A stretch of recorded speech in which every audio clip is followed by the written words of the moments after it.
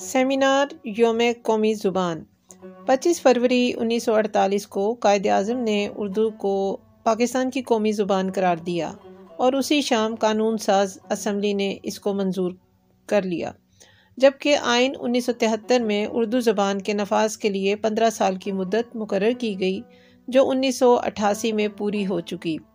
Supreme court نے 2015 میں دستور پر فوری عمل کا حکم دیا، لیکن عدالت سمیت کوئی ریاستی ادارہ اس حکم کی تعمیل نہیں کر رہا۔ اردو ہماری شناخت ہے اور اس اپنی زبان کے نفاذ سے دفتری کام جلد نپٹانے ممکن ہوں گے۔ اعلیٰ ملازمتوں کے امتحانات اردو میں ہوں تو چند خاندانوں کی اجارہ داری ختم ہوگی اور عام غریب پاکستانی کا بچہ بھی اعلیٰ ملازمتوں میں حصہ دار بن جائے گا۔